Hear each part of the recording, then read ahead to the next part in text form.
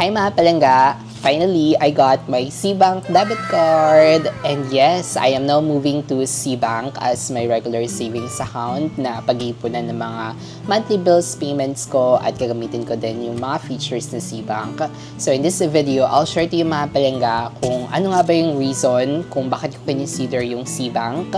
And also share ko din sa inyo mga palangga how I got this Cbank debit card and its features. But before that, singin ko lang mga palangga, after the incident na nalimas lahat ng funds ko doon sa Maya, honestly, na-trauma na talaga ako sa paggamit ng mga digital banks or mga digital e-wallets. Kaya when I started to build again my emergency funds, so nagbalik loob na ako doon sa traditional bank ko, which is BPI. Si BPI din kasi yung pinakauna kong bank. And also, I trusted BPI din for their security features. Nakikita ko din sa kanilang mobile banking na madami sila mga security features. So, yun isa sa mga nagustuhan ko kay BPI. So, I trusted BPI to keep my emergency funds safe. And isa din sa natutunan ko mga palangga with what happened to my Maya account is to separate my emergency funds to my regular savings account. Ito kasi mga regular savings account, dun ko kasi pinag-iipon yung mga pambayad ko ng mga bills, like mga credit card bills, utility bills. So, iniipon ko na siya mga palangga para pagdating nung statement. So, magbabayad na lang ako kasi naka-prepare na yung pera. So, yun yung ginagawa ko before when I still have my Maya. Yun nga lang, doon kasi sa Maya ko is combination siya ng emergency funds ko at saka yung mga regular savings ko. Kaya, ayun, nung nawala talaga yung lahat talaga nalimas. Kaya ngayon, as one of the lessons na natutunan ko is to separate my emergency funds to my regular savings account na gagamitin ko pambayad sa mga monthly bills ko and other savings account na din. So, nag-research ako mga palangga kung ano pa yung mga ibang banks na pwede kong gamitin for my other savings. And based from my research mga palangga from Reddit, social media, and also other YouTube reviews, it looks like mas recommended si Cbank. And if you want also to open a savings account with Cbank, you may also consider using my referral code na ilalagay ko dito sa screen. So, number one na nagustuhan ko kay Cbank mga palangga is yung kanyang interest at saka daily posting. So, yung interest ni Cbank mga palangga is medyo mataas din siya compare from the other regular banks lang. So, Cbank offers 4.25% PA interest currently. And the good thing is, daily din yung kanyang posting nung kanyang earnings. So, almost same siya with Maya, with Own Bank, na kung saan everyday nag-reflect yung earnings doon sa dashboard nila. So, hindi ako masyado maninibago kasi almost the same siya with the other digital banking na nagamit ko, which is Maya. So, everyday din yung kanyang interest na nag-reflect. And yung kagandahan kasi dito is nakaka-motivate siya para mag-save kasi nakikita ko yung interest everyday. So, mas sulit talaga na gagamitin siya pang store ng mga bills payments kasi the higher the average daily balance na meron ako, so the higher the interest din yung pwede ko makuha daily. And natutuwa din ako sa dashboard ni Cbank kasi user-friendly siya. So, mukhang maganda yung kanyang pagkakaayos ng mga buttons, ganun. So, isa din sa mga nagustuhan ko. Additionally, nakikita din dun sa dashboard kung magkano na ba yung total earnings na nakuha ko aside from seeing those daily transactions or daily interest na nakuha ko. So, meron din siyang option para makita yung total interest earned. Plus, meron din siyang sample calculator na let's say may ganito tayong certain amount, how much yung pwede nating i-expect na interest daily. So, try natin to kanilang sample calculator. Let's say meron tayong 50,000 pesos kay Cbank. So, every day, we will get 4.65 and that is 139 pesos and 43 centavos in a month and 1,700 pesos in a year. So, diba, kung gagamitin ko lang siya, kung isisave ko lang siya sa regular banks na mababa yung interest, so hindi ko makukuha yung ganitong interest. Pero of course, right now, dahil separate na yung emergency funds ko, okay lang sa akin na walang interest yung aking emergency funds. Pero ito mga pambayad ko ng bills, so matitake advantage ko pa siya dahil sa interest na pwede kong kitain bago ko gamitin yung pera pambayad. And by the way, yung interest niya pala na 4.25% is nakakap siya to 400,000 pesos. And more than 400,000 pesos na is magiging 3% na lang yung interest. And the second thing na nagustuhan ko kay Cbank is yung kanyang debit card. Before kasi yung ni-offer lang ni Cbank is yung virtual card lang. Kaya medyo hesitant pa ako that time, especially when I'm still with Maya. So medyo hesitant pa ako to move to another digital banks or another banks. And the good thing din kasi for physical debit card is pwede ko siya ma-withdraw o ma-access yung pera ko anytime when I need it, especially kapag may problem sa online account. So I can still access my money through any ATMs or use it for purchases. And now, aside from some virtual card, nag-offer na ngayon si Cbank ng physical debit card. In-order ko siya mga palangga doon sa Cbank app din. In-avail ko siya for 200 pesos. I submitted my order nung December 8 at dumating siya nung December 13 lang. So parang 5 days lang, within 5 days, 'di ba?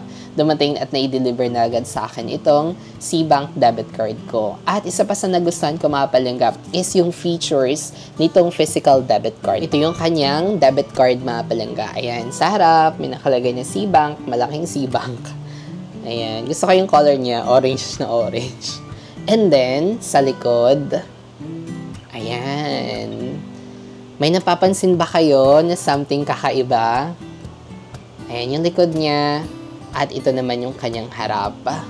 Alam ko may napapansin kayo na kakaiba compare from the regular bank cards. And ako din mga palangga, sobrang na-surprise talaga ako how the debit card looks like. Kasi tingnan nyo naman, walang card details. Nandito lang yung pangalan ko.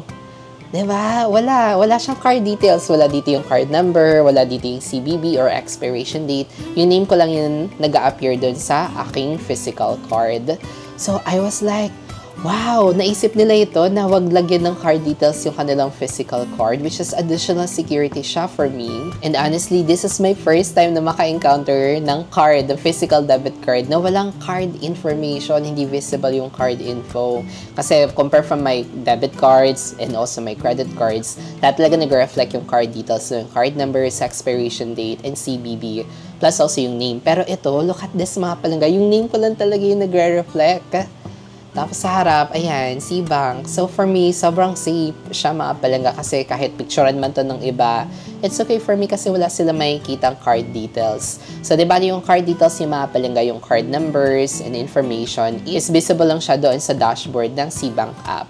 Actually, I'm also hoping na ito din yung gawin ng mga card o ng mga bank na wag na nila ilagay yung card details sa likod ng card. At kung meron naman talaga option, kung dependent naman sila sa online, so mas maganda kung sa online na lang ilagay yung card details. Kasi based sa mga na-experience ko mga palangga, kapag gagamitin ko yung card ko, yung mga credit card ko as card payment, yung iba mga cashier, sinusulat pa nila yung mga card details kahit na alam mo yun, na-process na yung payment. Which is for me, hindi siya ganun ka-safe. Kasi bakit pa nila kailangan? Parang hindi naman necessary na kailangan pa nila isulat yung mga card information since nakapag-process na-process na rin naman yung payment. So may mga na-encounter ako mga ganong store na sinusulat talaga nila yung mga card details. Hindi kayo yung last 4 digits ng card number for the references daw. Which is for me, parang hindi nga siya necessary. At saka parang hindi siya good idea na someone has our card information. Kaya I guess it's really good decision na ito yung ginawa ni Cbank na wala nang hindi visible yung card information sa physical card. And the good thing with this debit card ni Cbank mga palangga, every time that we will be using it for spending or for purchases, we can also earn up to 0.3% cashbacks, which is a cap up to 1,000 pesos per month.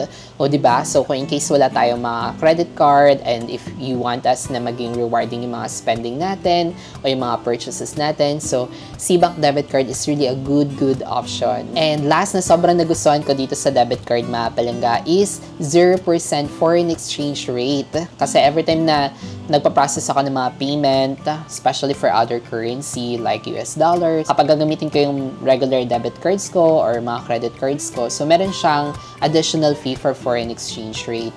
While with this Cbank mga palangga, wala na siyang fee, 0% na yung kanyang foreign exchange rate.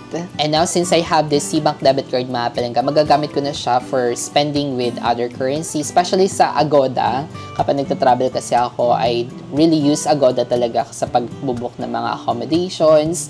At doon kasi sa Agoda is, hindi pa ganun ka-final yung amount nun. Kung ano yung nakalagay doon, hindi talaga yun, totally yun yung amount na ma-charge sa mga cards natin. Kasi meron pa siyang foreign exchange fee, keneso. So, using this Cbank mga palangga, makakapag-save na ako ng mga foreign exchange rate fee, diba? And additionally, kapag magta-travel ulit ako overseas, especially sa mga ATMs, may additional fee pa sila aside from ATM or withdrawal fee. And also for purchases or spending to other countries. So, magiging kapakipakinabang na tong Cbank debit card ko and ma-avoid ko, makakapag-save ako sa mga international fees. And the good thing din sa dashboard ng Cbank Mapalanga, I can also manage my debit card there kung gusto ko siyang i-lock o i-unlock. So, kung hindi ko siya gagamitin, so pwede ko siyang i-lock. Tapos, kapag gagamitin ko naman siya, pwede ko din siya i-unlock.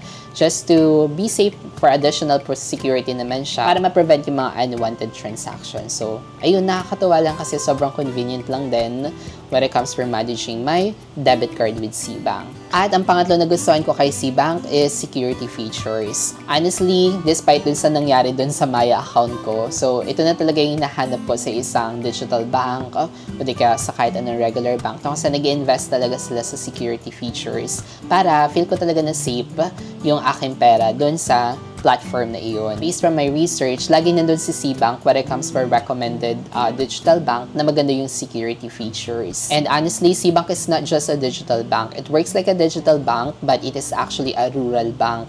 So meron silang mga physical branch o yung mga branches na pwede nating puntahan in case that we want to get assistance personally. So meron tayong mapupuntahan talaga. Unlike sa mga digital banks na aside from customer service na bago pa tayo makakausap ng kanila or to get assistance is puro mga robot or AI na yung nakakausap natin sa mga digital bank. So, naiintindihan ko na responsibilidad ko talaga to keep my bank safe. But since I'm trusting my money na to the bank, so I'm expecting to them to keep my money safe then on their end. When it comes kasi sa contract, tayo na yung magiging creditor as depositor, tapos si bank naman yung magiging debtor. So that means, pinapahiram natin si bank ng ganitong certain amount, kaya they have the big responsibility then to keep our money safe. So ngayon, nag-invest na talaga ako sa mga banks na may security features, kaya sineseparate ko na ngayon yung emergency funds ko with my regular savings, para separate pa rin siya in case there's something happens to this one, na wag naman sana. So, safe pa rin naman yung isa kong ibang savings account, especially for my emergency fund. So, mas okay pa rin talaga that we need to consider security compare from the other rewards or mga interest, kung higher interest may yung offer nila, pero kung weak naman yung security nila, so wala din. Anyways, going back to the security features na nakikita ko kay Cbank, so meron siyang added PIN code as biometrics na wala sa Maya. Plus, same thing, meron na siyang OTP and meron na siyang facial verification sa ibang mga transaction. Plus, isa sa mga nagustuhan kong security features ng Cbank is I have the option to customize my limit. So, let's say, pwede kong babaan yung limit ng ganitong certain transaction. So, ayun, kontrolado ko yung limits ng bawat transactions ko kay Cbank. Well, honestly, di ko rin naman masasabi kung magiging safe pa ba yung Cbank na to in the future. Pero based sa nakikita ko sa research ko, wala pa naman na nakikitang security issues kay Cbank for now. So, kaya naman, kinonsider ko na si Cbank to use as my regular savings account. At may isa pa pala akong nagustuhan kay Cbank, which is yung kanyang 15 free transfers per week. So, kapag magta-transfer ako ng pera from my Cbank account to other banks or digital wallets, so I can save transfer fees na, unlike with yung previous digital bank ko na may mga transfer fee pa rin siya. But with Cbank, so makakasave na ako ng mga transfer fees, especially kapag nag-move ako ng funds from this bank to another bank. So, feel ko magiging sulit at saka makakapag-save din ako using this Cbank account. So, yun pala yung masashare ko sa inyo mga palangga. Sa tingin niyo mga palangga, is it worth it na i-consider si Cbank compare from the other digital banks? At kung meron na kayong experience with Cbank, share nyo naman sa comment section below mga palangga whether it's a negative or positive experience para naman magkaroon na ng idea yung iba nating mga palangga whether or not if they will consider Cbank. And I hope na naging helpful itong video natin for today. If yes, please give this video a thumbs up, and if you haven't already, please consider subscribing to my channel for more contents like this. Again, this is John Paul, and always remember to be kind to yourself and to others. See you on our next vlog. Bye!